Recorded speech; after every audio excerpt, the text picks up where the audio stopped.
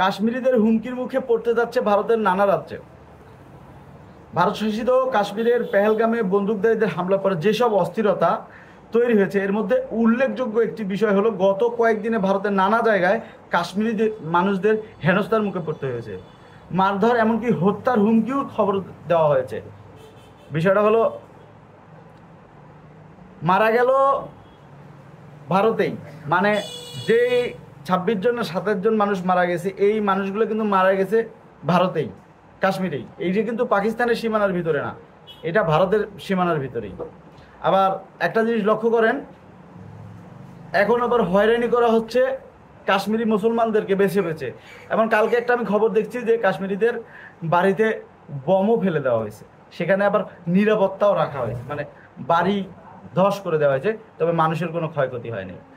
তো এইরকম আরও নিউজ পাওয়া গেছে যে কাশ্মীরি মুসলিমদেরকে হয়রানি করা হচ্ছে। আমার কথা হচ্ছে, এখানে 26 জন লোক মারা গেল বা 27 জন লোক মারা গেল, এইটা প্রথমত প্রতিরক্ষা ব্যবস্থার ব্যর্থতা ভারতের। দ্বিতীয়ত, যেহেতু একটা ঘটনা ঘটে গেছে, কাউকে সন্দেহ করতে পারে, সন্দেহ করার পাশাপাশি অবশ্যই আগে জনসাধারণের নিরাপত্তা ঠিক রাখতে হবে, একটা দেশের সরকারকে, আইনকে। কিন্তু তারা সেটা না করে কি করতেছে, তারা মুসলিমদেরকে টার্গেট করতেছে। তারা ভাবতেছে যে মুসলিমরা পাকিস্তানের পক্ষ নিচ্ছে, সো এই জন্য তারা মুসলিমদেরকে একাধারে টার্গেট করতেছে এবং তাদেরকে সেখান থেকে বের করে দেওয়ার চেষ্টা করতেছে। কিন্তু বাস্তবে কি জানেন, ভারত এমন একটা কান্ট্রি, তারা নিজেদের প্রয়োজনে নিজেদের লোকজনকে, তারা যে এই যে 26-27 জন লোক মারা গেছে, এই 26-27 জন লোককে যে তারা নিজস্ব পরিকল্পনায় ওয়াকফ আইনকে ঢেকে দেওয়ার জন্য করে নাই, এর কি গ্যারান্টি আছে? কিন্তু বিষয়টা হচ্ছে, তারা একটা কাজ ভালো করতেছে, এই যে তারা সারা দেশে সারা জায়গায় মুসলিমদেরকে একটা নির্যাতন করতেছে, এই নির্যাতনের কারণে কিন্তু যেটা হচ্ছে যে সবাই আবার সংঘবদ্ধ হচ্ছে।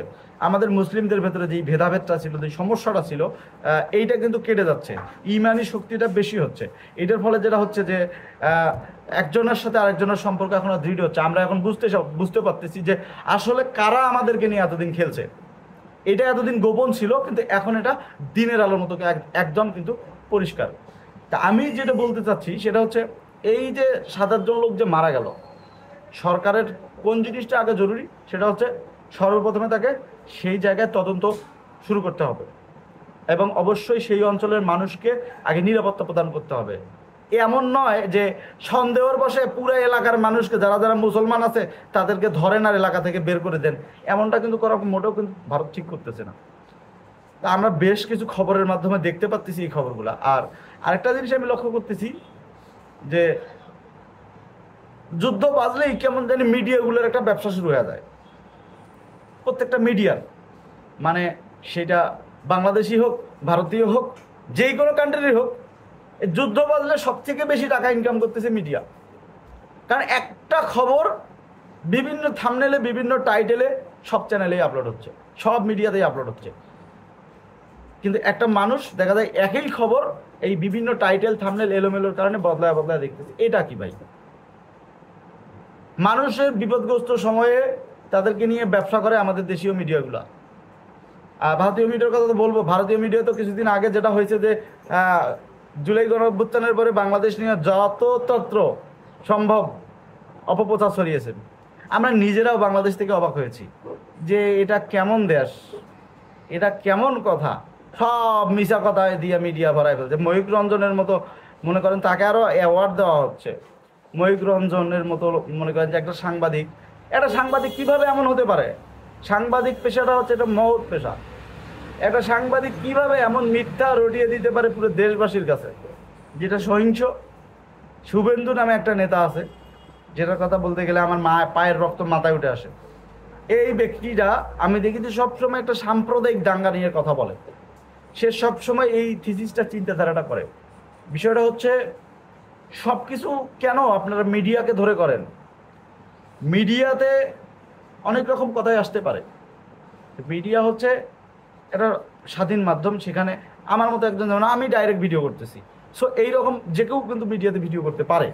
তো এই জন্য যে আবার সেইটাকে নিয়ে একটা দেশের, কেন আমাদের দেশে তো হয় না, আমাদের দেশে এমপি মন্ত্রীরা তো করে না, ভারতে এমন কেন ভাই?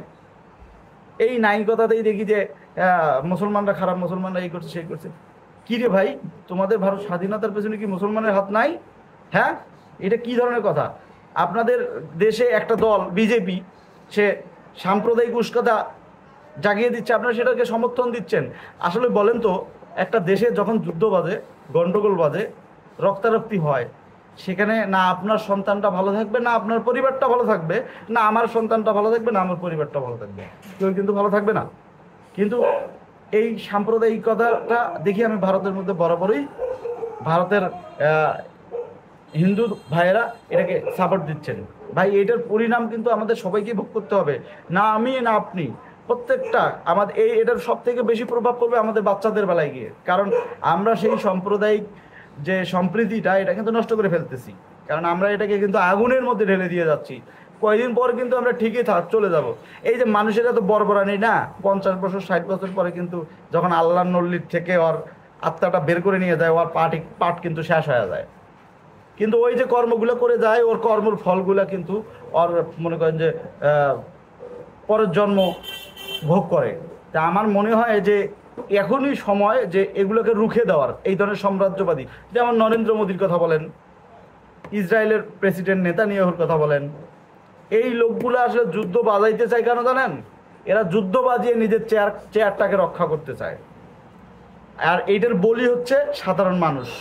কারণ যুদ্ধ বাজলে জিনিসের দাম বাড়বে, যুদ্ধ বাজলে ঝামেলা বাড়বে, যুদ্ধ বাজলে এই হবে সেই হবে, এই সব কিছুর প্রভাব পড়বে আমাদের ওপর। ওই চুদির ভাইয়েরা কিন্তু এসির ভেতর থাকবে, বিমানে চলে যাবে যুদ্ধ পর্যবেক্ষণ করতে। এই মাগির বেটাদেরকে আগে ধরা উচিত। ঠিক আছে? তাই আজকে এই ভিডিওটা আমি এখানেই শেষ করতে যাচ্ছি। আমি পরে আবারও আপনাদের জন্য একটা টপ এরকম হট গরম ভিডিও নিয়ে আসবো।